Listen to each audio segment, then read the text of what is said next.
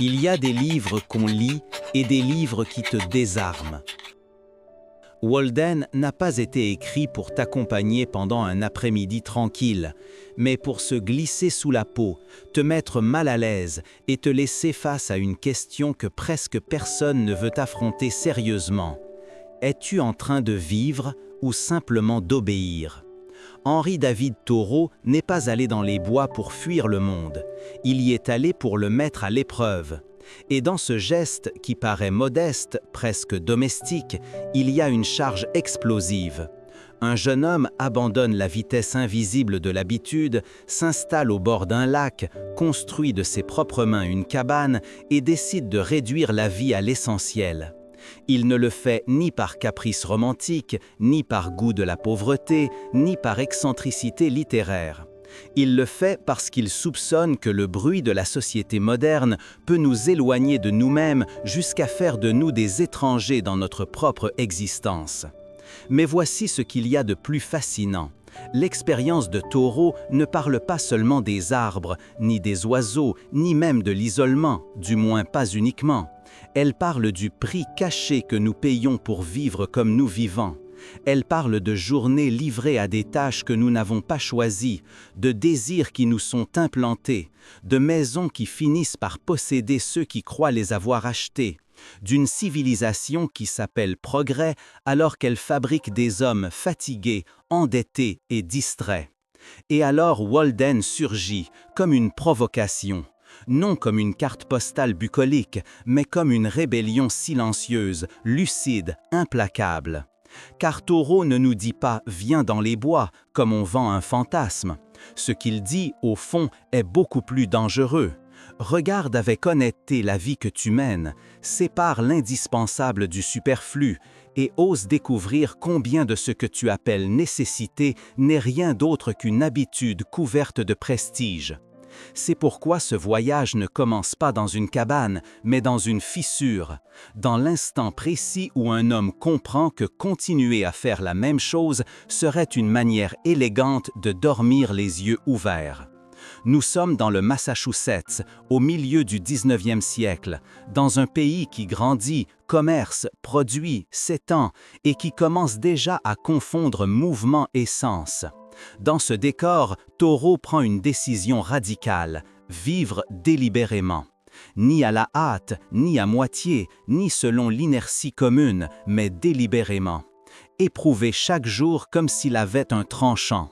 Se demander ce qu'il reste de l'être humain quand on lui arrache les ornements, les obligations inventées, le prestige social, le bruit constant.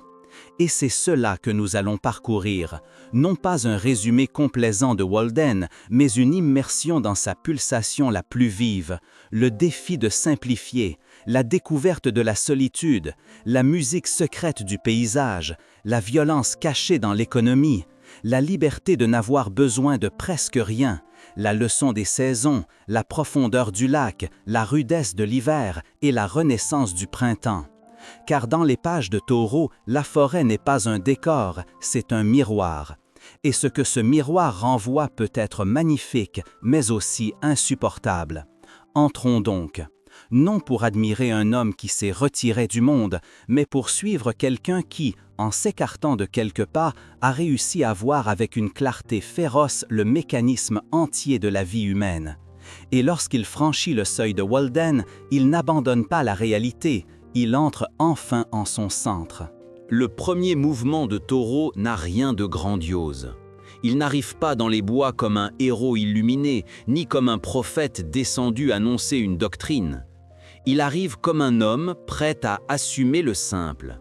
Couper du bois, dresser des murs, calculer des dépenses, mesurer des planches, apprendre combien coûte le fait de soutenir une vie. Et ce détail est décisif, parce que Walden ne naît pas d'une rêverie abstraite, mais d'un contact direct avec la matière. Avant de parler de liberté, Thoreau se salit les mains. Avant de philosopher sur l'âme, il construit un toit. Avant de formuler sa critique de la société, il vérifie si un homme peut vivre avec moins que ce que le monde considère comme indispensable. Il y a une élégance féroce dans ce geste.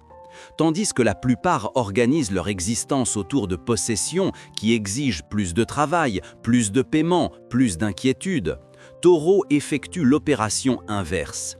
Il réduit, il écarte, il questionne. Il se demande de quoi il a réellement besoin pour vivre, non pour impressionner, non pour paraître respectable, mais pour vivre. Et ce faisant, il démonte l'une des fictions les plus puissantes de la vie moderne, l'idée que la complexité est synonyme de richesse. Pour lui, il arrive souvent l'inverse. Plus une vie paraît remplie, plus elle peut être vide.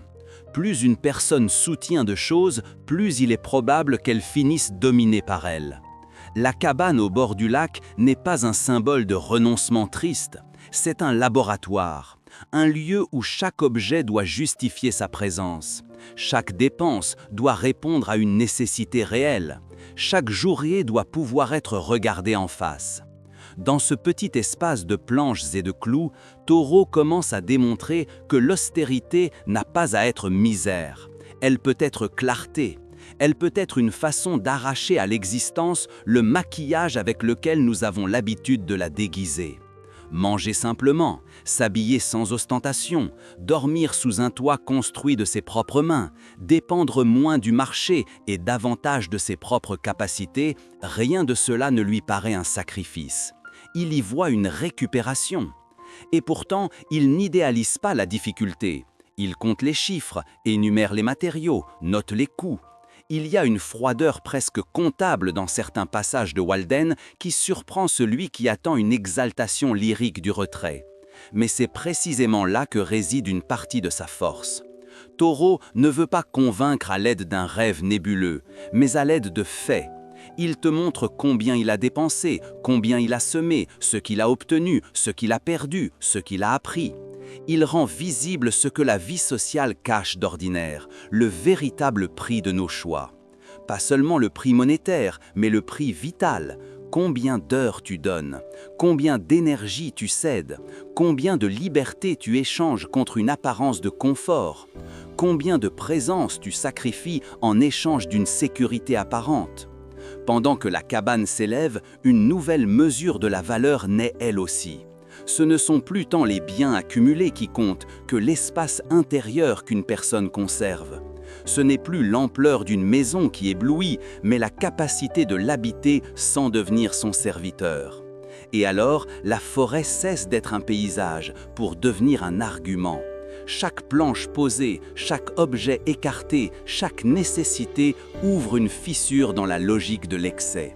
Depuis cet endroit, Taureau commence à regarder ses contemporains avec compassion et inquiétude, comme s'il découvrait que beaucoup ne vivent pas, ils hypothèquent leur vie.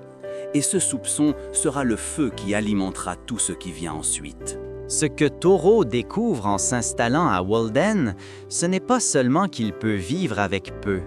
Il découvre quelque chose de plus inconfortable, qu'une grande part de la souffrance humaine ne vient pas du manque, mais de l'obéissance.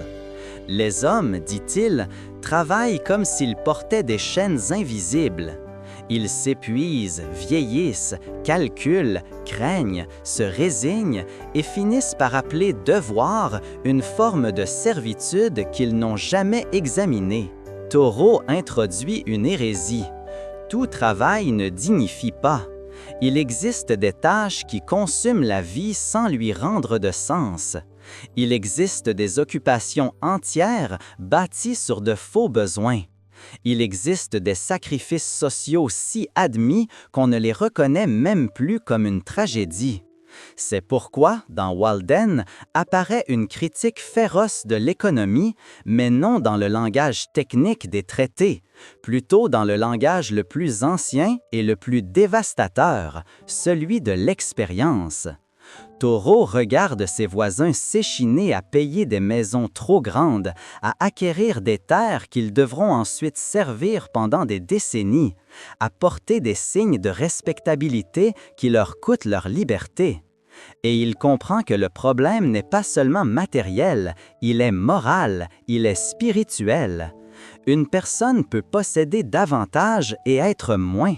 Elle peut agrandir ses propriétés tout en réduisant sa capacité d'émerveillement. Elle peut passer sa vie entière à construire une sécurité extérieure et arriver au terme sans avoir habité un seul jour avec une véritable plénitude intérieure. Taureau ne glorifie pas la précarité. Ce qu'il dénonce, c'est la confusion, la manière dont une société entière transforme les moyens en fins. Avoir une maison devrait servir à vivre. Pourtant, beaucoup vivent pour payer la maison. L'argent devrait faciliter l'existence. Pourtant, l'existence s'organise autour de l'argent. Les vêtements devraient protéger du froid. Pourtant, ils finissent par fonctionner comme un masque social. Peu à peu, l'accessoire prend la place de l'essentiel. Et lorsque cela arrive, la vie devient opaque. Les personnes ne savent plus ce qu'elles désirent vraiment. Elles ne font que poursuivre ce que d'autres ont déclaré désirable. Face à cet enchantement collectif, l'expérience de Walden acquiert une force presque scandaleuse. Taureau cultive des haricots, note ses recettes et ses dépenses, simplifie son alimentation, réduit ses besoins et par là obtient quelque chose que le progrès promet mais délivre rarement, du temps. Lire, regarder l'eau, penser sans interruption, écouter le murmure de la forêt et celui, plus secret encore, de son propre intérieur. Cette récupération du temps est une révolution silencieuse, car ce que l'économie dominante présente comme improductif, Taureau le considère comme indispensable. À quoi sert de produire davantage si l'on ne peut plus contempler quoi que ce soit? Quelle valeur a une journée réussie si elle a vidé l'homme qui l'a accomplie? À ce stade, Walden cesse d'être l'histoire d'un retrait individuel pour devenir un procès contre une forme entière de civilisation. Non un procès tonitruant, mais plus inquiétant encore, celui de quelqu'un qui démontre, en vivant autrement, que bien de nos fardeaux étaient optionnels. Et cette démonstration est presque offensante pour le monde, car si un homme peut vivre avec moins, s'il peut avoir besoin de peu et pourtant vivre mieux, alors toute la machinerie qui nous apprend à désirer sans repos vacille. Voilà pourquoi la voix de Taureau n'apaise pas. Elle réveille, elle brise l'alibi de l'habitude. Et une fois que l'habitude se fissure, la forêt n'est plus un refuge pittoresque, mais le décor où commence une rééducation du regard.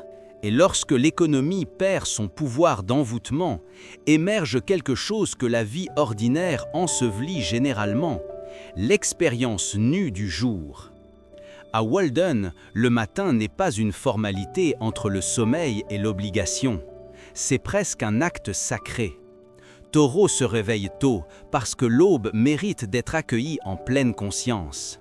Il y a chez lui une dévotion pour la première lumière, pour l'air encore intact, pour cet instant où le monde semble à peine créé et où l'esprit, s'il n'a pas encore été envahi par la hâte, peut réellement le sentir.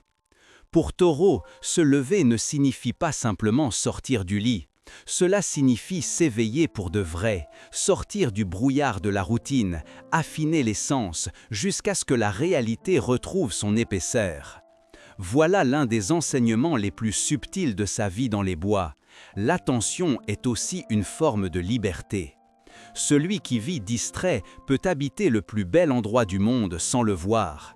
Celui qui court derrière des tâches interminables cesse d'entendre ce qui l'entoure et, avec le temps, cesse aussi de s'entendre lui-même. Taureau fait le contraire. Il observe le lac à différentes heures, suit le mouvement du brouillard, écoute comment le vent change entre les arbres, perçoit la texture de chaque saison dans l'eau, dans la terre, dans les sons. Le monde naturel n'est pas pour lui un simple fond décoratif. C'est une présence vivante, une conversation incessante qui ne se révèle qu'à celui qui a suffisamment ralenti pour entrer dans son rythme. Les pages de Walden sont pleines de lumière, de reflets, de surfaces tremblantes, de matins qui semblent porter une promesse. Mais il ne s'agit pas d'une simple contemplation esthétique. Dans chaque description, il y a une discipline spirituelle. Taureau ne regarde pas pour fuir la pensée, mais pour la purifier. Il y a quelque chose de profondément moral dans son attention aux détails, comme si bien observer l'eau, la feuille, le vol d'un oiseau ou la couleur du ciel était une manière de chasser le mensonge, de rendre à l'esprit une juste proportion. Face à une société qui multiplie les stimuli sans profondeur, le lac lui enseigne une leçon opposée. L'intensité ne naît pas de l'excès, mais de la présence. Dans cette atmosphère, même les gestes les plus petits acquièrent une nouvelle dignité. Préparer un repas frugal, marcher dans les environs, ramer, s'asseoir pour lire, s'arrêter sans culpabilité, laisser le silence faire son travail. Tout semble retrouver un poids que l'habitude urbaine avait dissous. Walden ne présente pas une vie spectaculaire, il présente une vie éveillée. Et cela, pour Thoreau, suffit déjà à la rendre extraordinaire. Non parce que chaque jour apporte une aventure, mais parce qu'une perception transformée convertit le quotidien en révélation. Le miracle ne tient pas à ce qu'il se passe quelque chose d'exceptionnel, mais au fait que le monde ordinaire cesse enfin de nous paraître ordinaire. Peu à peu, le lecteur comprend que la véritable pauvreté n'est pas le manque de biens, mais le fait de traverser l'existence sans l'apercevoir. Posséder une maison, une profession et un agenda rempli peut être compatible avec une cécité essentielle. En revanche, un homme seul devant un lac peut éprouver une forme d'abondance difficile à mesurer. L'abondance de celui qui n'a pas besoin d'être distrait en permanence, de celui qui a retrouvé la capacité de regarder. Et lorsque cette capacité s'affermit, la façon d'être seul change elle aussi, car la forêt commence à se peupler d'une compagnie plus étrange et plus profonde que la simple présence humaine. La solitude, entre les mains de Thoreau, cesse d'être une menace et devient une épreuve d'authenticité. La plupart craignent d'être seuls parce que le silence révèle ce que le bruit cachait. Dans la solitude apparaissent les questions non résolues, l'inquiétude, le poids de ce qui n'a pas été vécu. Mais à Walden, il se passe autre chose. Thoreau découvre qu'être à l'écart de la multitude ne signifie pas être vide, mais entrer en contact avec une forme plus exigeante de compagnie. Celle de la pensée lorsqu'elle ne peut plus se distraire, celle de la nature lorsqu'elle cesse d'être un paysage pour devenir une interlocutrice. Celle de l'être propre, que la vie sociale réduit souvent à un rôle, une fonction ou une habitude. C'est pourquoi il insiste sur le fait qu'il ne s'est jamais senti seul. Non pas parce qu'il niait la distance humaine, mais parce qu'il avait appris à percevoir d'autres présences. Le lac, les pins, le vent, la pluie contre le toit, le passage des animaux, la succession des jours, tout cela composait un voisinage différent. Une communauté sans parole, sans obligation, sans masque. Thoreau n'idéalise pas l'être humain comme mesure de toute plénitude. Il sait que la compagnie peut être superficielle, mécanique, voire appauvrissante, si elle ne naît pas d'une véritable intensité intérieure. Un homme peut passer sa journée entouré de gens et demeurer radicalement isolé. À l'inverse, quelqu'un qui a affiné sa sensibilité peut trouver une proximité réelle dans ce qui paraît lointain ou muet. Il y a ici une inversion puissante des valeurs. Dans la logique ordinaire, se retirer, c'est perdre quelque chose. Pour Thoreau, il arrive que ce soit l'inverse. S'éloigner de la conversation triviale, de l'échange automatique, de la surveillance sociale permanente, permet d'entendre des voix plus fines. Celles que la vie étourdie n'enregistre plus. La pensée devient plus claire. L'âme, même lorsqu'elle traverse des moments âpres, gagne en profondeur. La perception s'élargit. Et alors la solitude cesse d'être manque pour devenir espace. Espace pour méditer sans interruption. Espace pour sentir le rythme du monde sans la médiation constante des autres. Espace pour vérifier si l'on peut se soutenir soi-même sans réclamer de l'entourage une validation incessante. Cela ne signifie pas le mépris des autres. Walden est plein de rencontres. Des marcheurs apparaissent, des bûcherons, des fermiers, des visiteurs qui passent par la cabane et laissent des traces brèves. Thoreau converse, observe, reçoit. Mais il y a une différence essentielle. Il ne cherche plus dans la relation humaine un antidote au vide. Sa relation aux autres est plus libre parce qu'elle n'est plus dictée par le besoin d'échapper à lui-même. Il peut apprécier une visite sans s'y accrocher. Il peut écouter une histoire sans se laisser absorber par le bruit du monde. Il peut même se retirer de nouveau avec une sérénité rare. Dans cet apprentissage réside quelque chose de décisif pour comprendre tout le livre. Walden ne propose pas une fuite misanthrope, mais la récupération d'une intériorité robuste. Thoreau veut savoir ce qu'il reste de l'homme lorsque s'éteignent les applaudissements, les attentes, les habitudes collectives. Il veut vérifier si la vie possède une densité suffisante pour être habitée de l'intérieur. Et il découvre que oui, mais à condition de franchir le seuil du silence. Là où tant imagine un désert, lui trouve une forme nouvelle de plénitude. Et depuis cette plénitude, il commence à regarder la société avec plus de distance, mais aussi avec une lucidité qu'il ne pourra plus abandonner. Mais le retrait de Thoreau n'est jamais absolu. Walden consiste à regarder le monde depuis une autre distance. Il va parfois au village, il observe les maisons, écoute les conversations, sent le pouls du commerce et des habitudes. Il n'a pas disparu du monde. Il s'est placé sur un bord à partir duquel il peut le percevoir mieux. Cette position intermédiaire lui permet de comparer deux rythmes, celui de la vie organisée par l'urgence sociale et celui d'une existence plus proche de la respiration de la nature. Et plus cette comparaison devient claire, plus la fièvre quotidienne de ses contemporains lui paraît étrange. Le village représente pour lui une sorte de théâtre involontaire. Il y voit les gens répéter des rôles sans presque jamais s'interroger sur leur sens. Il y voit la hâte, la conversation vide, la nouvelle qui dure quelques heures, l'importance exagérée accordée à des affaires minimes, le besoin d'avoir un avis sur tout, l'impossibilité de se taire. Il ne les décrit pas avec haine, mais avec une ironie acérée. Comme si, depuis Walden, il avait gagné une perspective qui rend visibles les petites servitudes des rapports sociaux, le besoin de se justifier, de suivre le courant, de ne pas rester à l'écart. Ce qui, pour beaucoup, constitue la normalité, commence pour Thoreau à ressembler à une machinerie de distraction. Et pourtant, il ne tombe pas dans la supériorité facile. Il sait que lui aussi vient de ce monde. C'est pourquoi ses observations ont ce mélange particulier de sévérité et d'humilité.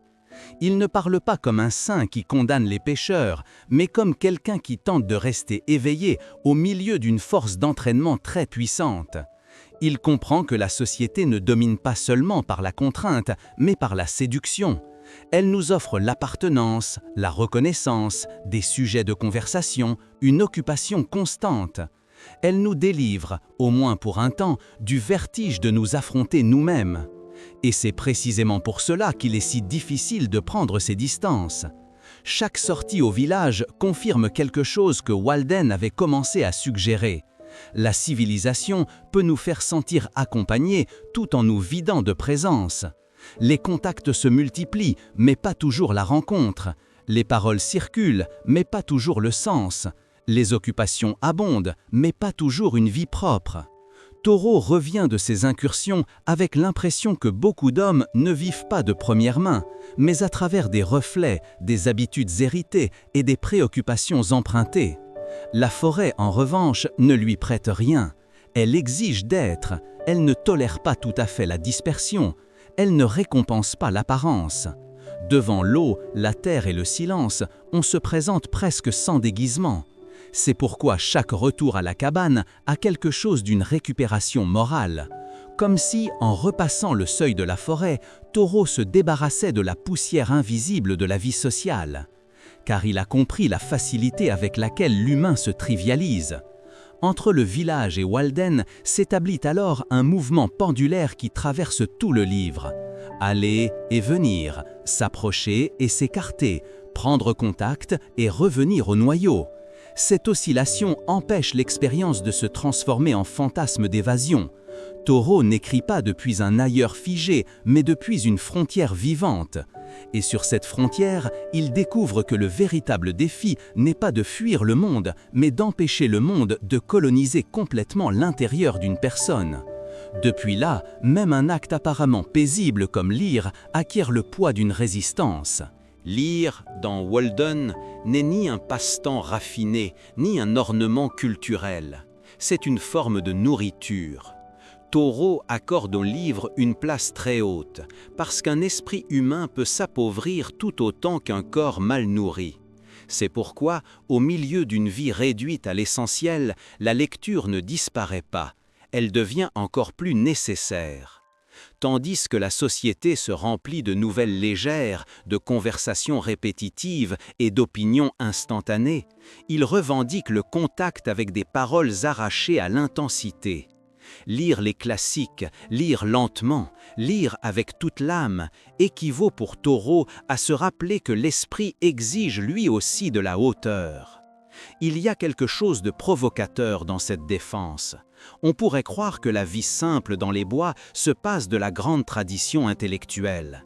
Mais Thoreau fait exactement le contraire. Il emporte Homère, les sages orientaux, les textes anciens, et dans cette compagnie, il trouve une continuité secrète. Comme si, en réduisant le bruit contemporain, devenait plus audible une immense conversation, soutenue à travers les siècles par ceux qui ont pris au sérieux la question de savoir comment vivre. Dans cette conversation, Walden n'est pas une singularité isolée, c'est un épisode de plus dans le long combat pour la lucidité. L'important, c'est que la lecture pour lui ne doit pas être superficielle. Il se méfie de la consommation rapide des idées, des pages qui glissent sans laisser de traces, de la culture convertie en divertissement convenable. Lire vraiment implique effort, concentration, ascension intérieure. De même que le corps a besoin de discipline pour se fortifier, l'intelligence a besoin de difficultés pour s'éveiller. Thoreau ne cherche pas des livres qui le distraient de la vie, mais des livres qui la rendent plus nette. Il veut des paroles qui obligent à s'élever, non des phrases confortables qui permettent de continuer à dormir. En cela aussi, il s'oppose à son époque, qui commençait déjà à fabriquer une abondance d'informations et une rareté de pensée. Cette exigence se prolonge dans son idée de l'éducation.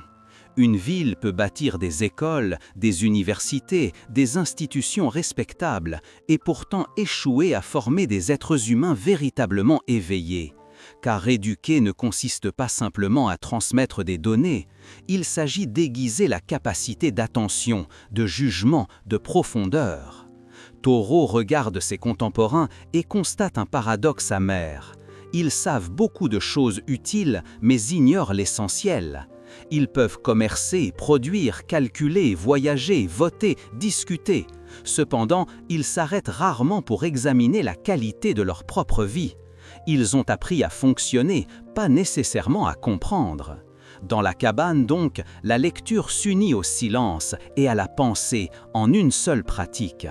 Il n'y a pas d'opposition entre nature et culture lorsque l'une et l'autre sont vécues avec intensité. La forêt n'annule pas les livres, elle les purifie. Les livres n'éloignent pas du monde sensible, ils lui donnent une résonance plus profonde. Entre un passage ancien et le reflet du lac peut s'ouvrir la même question. Entre une page difficile et un matin limpide peut battre la même énergie. Et ainsi, tandis que l'eau garde son calme et que le vent traverse les pins, Thoreau confirme que vivre délibérément implique aussi penser délibérément. Ne pas accepter n'importe quelle parole, ne pas laisser entrer n'importe quelle idée, ne pas abaisser l'esprit au niveau de la distraction générale. Car celui qui apprend à lire vraiment n'écoute plus de la même façon, pas même le son le plus ordinaire de la forêt. Et pourtant, Walden n'est pas silence au sens pauvre du terme. Il est rempli de sons délicats, âpres, lointains, soudains. La forêt respire, craque, frappe, chante, bourdonne, siffle. La pluie tambourine sur la cabane. Le vent parcourt les branches comme une main immense. Les oiseaux tracent des signes invisibles dans l'air. Les insectes maintiennent une vibration minuscule qui, lorsque l'on cesse de se presser, devient presque hypnotique. Toro écoute tout cela avec une attention si intense que chaque bruit cesse d'être un simple fond et devient un événement. Parmi ces sons, il en est un particulièrement révélateur, le train. Son sifflement irrompt dans la scène naturelle comme l'annonce d'une autre force, celle de l'industrie, de la vitesse, du commerce, de l'expansion d'un monde qui se croit irrésistible. Toro n'ignore pas cette avancée. Il l'entend depuis son retrait. Il sait que la modernité passe près de lui, qu'elle coupe le paysage, qu'elle organise les désirs, qu'elle transporte marchandises et nouvelles avec une efficacité éblouissante. Mais précisément parce qu'il l'écoute depuis Walden, il peut percevoir aussi sa violence secrète. Le train n'est pas seulement une machine, c'est une métaphore en mouvement. Il transporte hâte, utilité, ambition, rendement.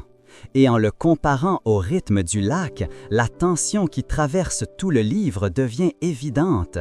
Deux conceptions de la vie se heurtant sur un même territoire. Ce qu'il y a d'admirable, c'est que Toro ne répond pas à cette tension par un rejet simpliste. Il ne démonise pas le bruit du train comme si toute innovation est ennemie de l'âme. Il l'insère plutôt dans un paysage de contraste. Le sifflement mécanique coexiste avec le chant des oiseaux. Le rugissement du progrès traverse la quiétude de la forêt. L'histoire humaine et le temps de la nature se frôlent, se regardent de biais. Et dans ce frottement, Walden gagne en profondeur. Il cesse d'être un refuge hors du temps pour devenir un lieu où le temps moderne se révèle dans toute son étrangeté. À cette orchestration s'ajoutent d'autres tonalités. Le ululement de la chouette, l'appel des animaux nocturnes, le clapotis de l'eau contre la rive, la glace qui se brise en hiver, l'orage qui transforme soudain toute l'atmosphère. Toro écoute avec tout son corps. Les sons n'informent pas seulement, ils façonnent des états de l'âme. Une longue pluie peut rendre la cabane plus intime. Un cri dans la nuit ouvre dans l'obscurité une sensation ancestrale. Un silence soudain après le vent semble laisser le monde suspendu. Tout vibre, tout parle, mais parle d'une manière qui exige patience, disponibilité, une écoute que la vie accélérée concède rarement. Ainsi, Louis finit par occuper dans Walden une place aussi importante que la vue. Il ne suffit pas de contempler le paysage, il faut se laisser traverser par sa musique. Car dans cette musique cohabitent le calme et la menace, le domestique et le sauvage, la machine et l'aile. L'habitude humaine est quelque chose de bien plus ancien. Toro ne vit pas dans un tableau, il vit à l'intérieur d'une partition changeante. Et plus il apprend à l'écouter, plus il comprend clairement que la question de la bonne vie ne se résout pas seulement avec des idées. Elle se résout aussi avec des rythmes, avec ce que nous laissons entrer en nous chaque jour, avec le genre de rumeurs auxquelles nous habituons notre âme. Et sur le seuil de cette écoute, même les plus petits habitants de la forêt commencent à se révéler comme les personnages d'une épopée secrète. C'est alors que Walden se peuple de créatures, non comme ornement naturaliste, mais comme présence dramatique. Toro observe les animaux avec le même sérieux que d'autres observent les armées, les foules ou les empires. Un oiseau qui traverse le ciel, un lièvre qui glisse entre les buissons, un poisson sous la surface, un renard qui laisse des traces dans la neige, un plongeon huard qui disparaît dans l'eau comme si le lac l'absorbait. Chaque apparition a le pouvoir d'ouvrir une fissure dans notre échelle habituelle de l'importance. La forêt n'est pas peuplée de figurants, elle est pleine de vie autonome, intense, étrangère à nos préoccupations, et c'est précisément pour cela qu'elles peuvent nous rendre une mesure plus juste du réel. Parmi les épisodes les plus étonnants figure la bataille des fourmis. Toro s'arrête pour regarder, au ras du sol, le combat féroce entre deux camps minuscules. Ce qui, pour un regard distrait, n'aurait été qu'un détail insignifiant, devient, sous son attention, une scène homérique. Il y a fureur, choc et persistance. En miniature, la guerre humaine apparaît reflétée avec une clarté terrible. non parce que les fourmis symboliseraient les hommes, mais parce que le regard de Taureau est capable de découvrir grandeur et violence là où l'habitude ne verrait que des insectes. La forêt entière semble contenir des versions condensées de nos propres drames.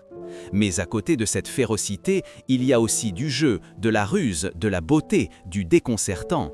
Le plongeon huard, par exemple, devient pour Taureau une sorte de rival moqueur. Il le poursuit du regard, tente d'anticiper l'endroit où il refera surface sur le lac, et l'oiseau le trompe sans cesse, surgissant là où personne ne l'attend. Dans cet échange presque comique, il y a une leçon profonde. La nature n'existe pas pour se laisser capturer par notre intelligence. Elle conserve opacité, initiative, liberté. L'animal n'est pas un objet d'étude passif, c'est un centre de vie qui échappe, ironise, oblige l'observateur à reconnaître ses limites. Quelque chose de semblable se produit avec les sons nocturnes, avec les pas à peine suggérés, avec les présences que l'on devine avant de les voir. Walden ne domestique pas le sauvage, il l'approche. Taureau vit suffisamment près pour le percevoir et suffisamment loin pour ne pas le détruire par son besoin de contrôle.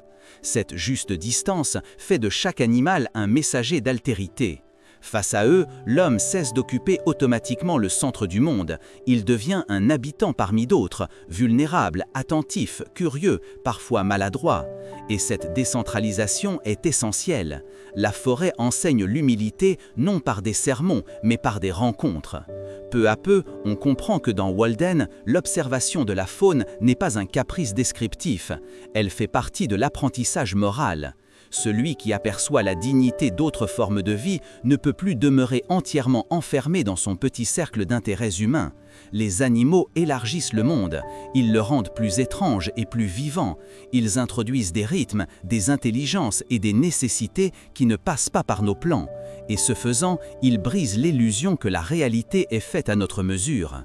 Taureau apprend de cette rupture. Il apprend du silence, de la résistance, du jeu et de la brutalité.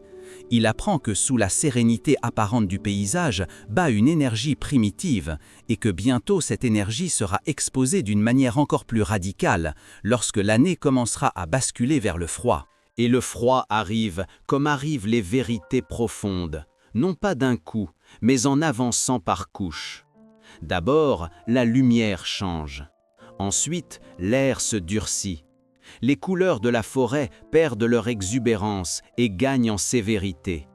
Les feuilles tombent, le sol craque autrement, les matins s'aiguisent. Walden entre dans une autre phase et Taureau avec lui.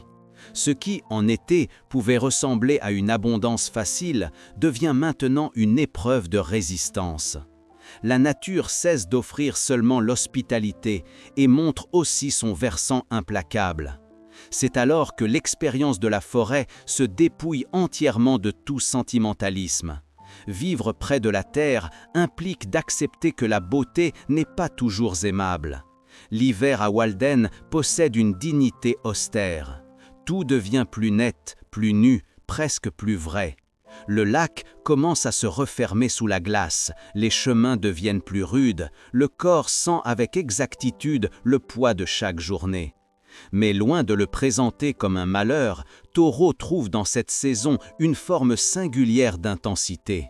Le froid simplifie encore davantage. Il oblige à prêter attention aux fondamentales, la chaleur, l'abri, la nourriture, le mouvement. Et dans cette réduction extrême se confirme une fois de plus son intuition centrale. Lorsque la vie se contracte à ce qui est nécessaire, quelque chose en nous peut s'élargir. Il n'y a pas ici d'exaltation naïve de la souffrance. Il y a une acceptation sobre de la réalité matérielle.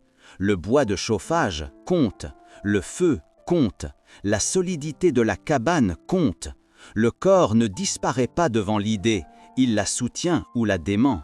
C'est pourquoi l'hiver donne à Walden une consistance particulière. Toute pensée doit traverser l'épreuve du climat. Tout idéal est exposé à la température. Si la vie simple n'était qu'un fantasme littéraire, l'hiver la démontrerait immédiatement. Mais Taureau traverse la saison, et dans cette traversée, il démontre que son expérience repose sur une base réelle. En même temps, le paysage gelé produit une sorte de transfiguration. Le lac couvert, la neige étendue, les sons assourdis, les arbres rigides sous le ciel clair. Tout semble entrer dans un ordre plus sévère et plus pur. La forêt ne séduit plus par sa fertilité, mais par sa retenue. Elle n'offre plus la sensualité des mois chauds, mais une grandeur presque minérale. Et cette grandeur agit sur l'âme. Face à la saison dure, l'être humain peut se rétracter ou s'affirmer.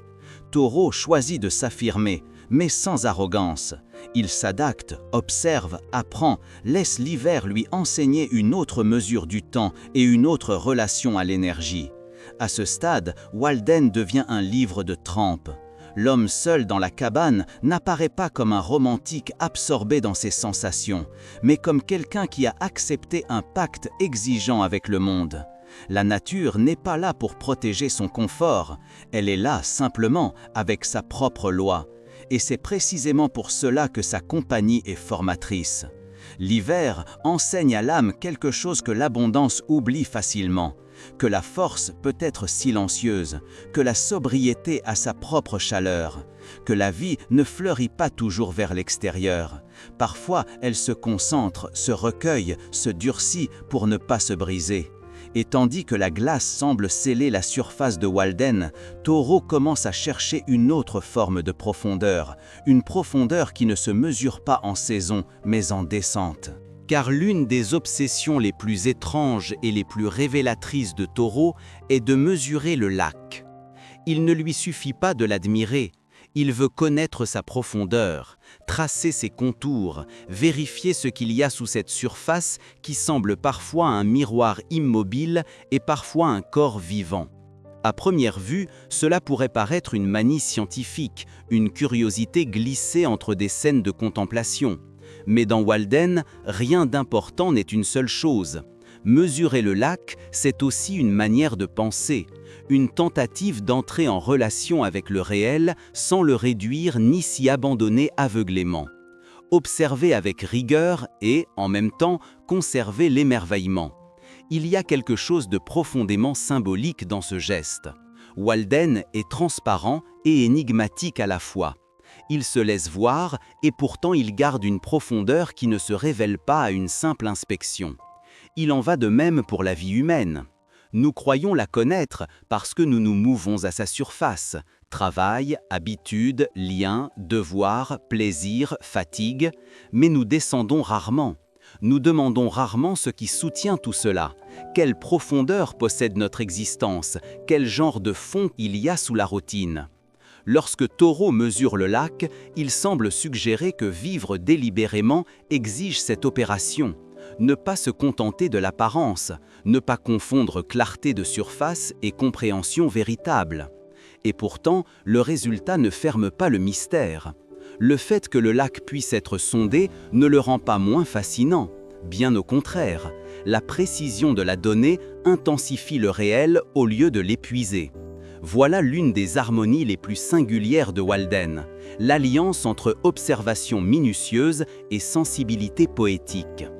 Taureau compte, compare, note, décrit, mais jamais pour disséquer le monde. Il veut s'en approcher avec un esprit entier, dans lequel l'exactitude ne tue pas la révérence. Face à une culture qui tente à tout diviser entre l'utile et le beau, entre science et contemplation, il tente une relation plus complète. Connaître n'est pas dominer, cela peut aussi être honoré. Le lac, en outre, fonctionne comme une figure de l'âme. Non pas au sens sentimental, mais au sens structurel. Il a une surface, un reflet, un mouvement, une profondeur, des zones claires et des zones sombres. Il peut paraître immobile, tandis qu'au-dessous se produisent des déplacements invisibles. Il peut geler en haut et conserver la vie en dessous. Il peut recevoir la lumière du ciel et rester pourtant autre chose. Taureau comprend cette correspondance, sans avoir besoin d'en faire une allégorie rigide. Il lui suffit d'observer pour que l'analogie surgisse d'elle-même.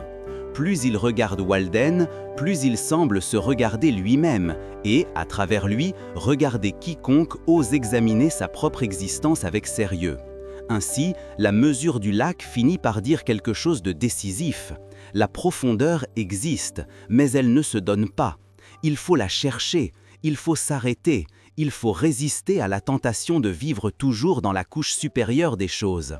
La société invite à glisser sur la surface, parce que tout y circule plus vite. Les nouvelles, les achats, les préoccupations, les prestiges, les opinions. Descendre exige une autre vitesse, une autre discipline, un autre courage. Cela exige d'accepter que le fond ne corresponde peut-être pas à ce que nous imaginions. Et tandis que Thoreau mesure les eaux de Walden sous la rigueur de l'hiver, le livre entier semble se préparer à une révélation. Même le monde le plus durci garde en secret la possibilité du dégel. Alors se produit le miracle terrestre du printemps. Après la dureté, après la glace, après la concentration de l'hiver, la matière commence à céder. Non pas comme un spectacle brutal, mais comme une libération patiente. Le lac dessert sa cuirasse, la terre se ramollit, les ruisseaux trouvent de nouveaux chemins. La forêt semble sortir d'une profonde contention et se souvenir qu'elle était vivante. À Walden, ce retour de la saison fertile n'a rien de décoratif. C'est un bouleversement, presque une résurrection visible. Thoreau contemple le dégel comme on assiste à une vérité fondamentale du monde. La vie peut se retirer sans disparaître et revenir avec une force qui ne dépend pas de notre volonté. Rarement la prose de Walden devient aussi corporelle qu'ici. La terre transpire, se fissure, se déplace, goûte, s'ouvre. Les formes de la boue, du sable et de l'eau en mouvement éveillent chez Thoreau des associations presque cosmiques. Il y voit des dessins primordiaux, des impulsions de création, une énergie qui traverse le végétal, l'animal et l'humain. Le monde ne paraît plus une structure fixe, mais une puissance en permanence formation. Et cette perception a des conséquences morales. Si la nature renaît, l'homme peut lui aussi renaître. Si la saison dure n'était pas définitive, peut-être que nos habitudes, nos fatigues, nos manières de vivre ne le sont pas davantage.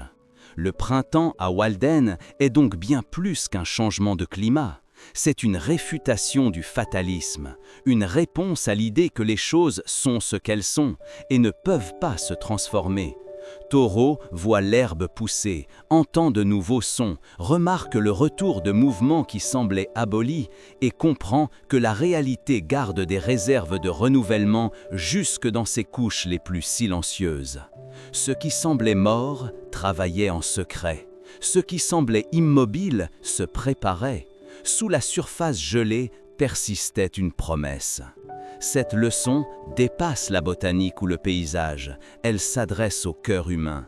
Ici réapparaissent aussi la culture, le travail de la terre, le humble semis de haricots et l'attention portée au sol comme à un interlocuteur. Thoreau ne se contente pas de contempler la fertilité de loin, il y participe, il creuse, sème, nettoie, attend. Mais même dans ce travail concret, il évite de devenir un simple producteur. Sa relation au champ n'est pas dictée par le rendement maximal, mais par un mélange de nécessité, d'observation et de pensée. Cultiver, c'est toucher le pouls du monde, c'est entrer dans le calendrier profond de la matière. C'est accepter qu'il existe des rythmes qui n'obéissent pas à l'anxiété humaine et qui, justement pour cela, peuvent nous enseigner une autre forme de patience. À ce stade, Walden atteint l'un de ses sens les plus vastes. Le livre commence à se lire comme une invitation à l'éveil. Non seulement s'éveiller le matin, comme dans ses premières pages, mais s'éveiller des formes mortes de la vie. S'éveiller de la résignation, de l'automatisme, de l'obéissance sans examen. Le printemps confirme qu'aucune écorce extérieure n'épuise la vérité du réel. En dessous, à l'intérieur, au fond, quelque chose continue de pousser. Quelque chose veut naître. Et Thoreau l'entend dans l'eau qui court, dans la terre qui s'ouvre, dans l'air renouvelé. Après avoir regardé la surface, la solitude, le travail, la glace et la profondeur, il comprend que tout conduisait à cette certitude. Vivre vraiment, c'est aussi renaître. Et pourtant, Thoreau ne reste pas à Walden pour toujours. Voilà l'une des clés les plus importantes du livre. La cabane n'était pas une fin définitive, mais une méthode. La forêt n'était pas une cachette permanente, mais un lieu de vérification. Après 2 ans, 2 mois et 2 jours, il s'en va. Non parce que l'expérience a échoué, mais parce qu'elle a rempli sa fonction. Il a vu ce qu'il devait voir. Il a éprouvé une manière de vivre et en a tiré une vérité qui ne dépend plus du fait de rester au bord du lac. D'une certaine manière, quitter Walden confirme le sens entier de l'entreprise. Il ne s'agissait pas d'adorer un lieu, mais d'apprendre à vivre autrement. Ce départ empêche le livre de devenir une doctrine rigide. Thoreau ne fonde pas une religion de la forêt et ne propose pas que tous doivent imiter littéralement ses pas. Il ne dit pas que la vérité n'existe que dans une cabane, ni que la ville doit être rejetée comme une malédiction absolue. Ce qu'il affirme est quelque chose de plus complexe et de plus exigeant. Chaque personne doit trouver la manière de vivre éveillée, sans livrer son âme au mécanisme aveugle de l'habitude. Pour certains, cela impliquera de s'écarter. Pour d'autres, peut-être pas. Ce qui est décisif, ce n'est pas le décor, mais la qualité de conscience avec laquelle on l'habite. C'est pourquoi Walden survit à son temps. Parce que le problème qu'il identifie n'a pas disparu. Peut-être s'est-il même aggravé. Nous continuons à confondre vitesse et intensité, accumulation et richesse, connexion et rencontre, information et sagesse. Nous continuons à remplir la vie de moyens tout en perdant de vue les fins. Nous continuons à accepter des journées qui nous épuisent pour soutenir des nécessités que nous n'avons jamais examinées. Et voilà pourquoi la voix de Thoreau ne sonne pas ancienne. Elle sonne inconfortablement actuelle.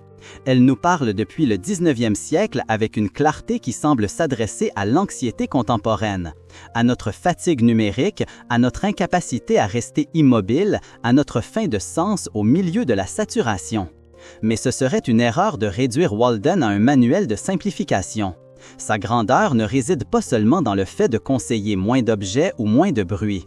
Elle réside dans le fait de rendre à l'existence sa gravité, de nous rappeler que la vie humaine ne devrait pas être vécue par inertie, que chaque jour mérite une intensité d'attention que nous lui refusons presque toujours, que le monde naturel n'est pas un décor disponible, mais une présence capable d'éduquer notre perception, que la solitude peut être féconde, que le travail doit répondre à des fins humaines et non les dévorer, que la lecture, le silence, l'observation, la lenteur et le courage de se demander pourquoi nous vivons font partie d'une seule et même discipline intérieure.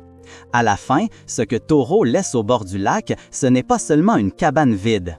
Il laisse une provocation, une inquiétude qui continue de travailler bien après qu'on a refermé le livre. L'idée que peut-être nous avons accepté trop de choses, que peut-être nous appelons normal une manière appauvrie d'exister, qu'il est encore possible de revenir à regarder, de revenir à mesurer, de revenir à écouter, de revenir à commencer. Voilà le véritable héritage de Walden, non pas une fuite, mais un éveil, non pas une fantaisie pastorale, mais une exigence radicale de lucidité. Et lorsque l'on sort de ces pages, la forêt ne reste pas derrière, elle reste en nous, comme une question qui ne nous laisse aucun repos. Maintenant que tu as vu tout cela, comment comptes-tu vivre?